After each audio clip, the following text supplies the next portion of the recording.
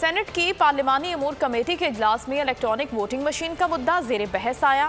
D G I T election commission نے electronic voting machine کی کارکردگی کو مسترد کرتے ہوئے کہا کہ موجودہ ای وی ایم میں بائیو میٹرک شناخت کا کوئی نظام نہیں۔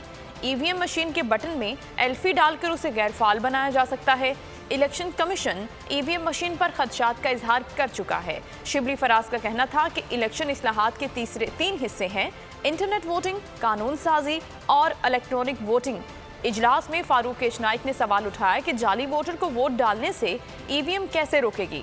سینیٹر عفنان اللہ خان نے جواب دیا کہ انگوٹھے کا نشان، شناختی کارڈ اور چہرے سے ووٹر کی شناخت کی جائے گی۔ اجلاس میں ڈی جی آئی ٹی کا کہنا تھا کہ تمام سٹیک ہولڈر سے مشاورت اور ٹیسٹنگ کے بعد ہی الیکٹرانک ووٹنگ پر عمل درآمد کیا جا سکتا ہے۔ حکومتی عہدیدار ثانیہ نشتر نے کہا کہ حکومت الیکٹرانک ووٹنگ لانا چاہتی ہے، جو غلط نہیں ہے۔ علی محمد خان نے کہا کہ ای وی ایم سے متعلق ماحول بہت گرم ہے۔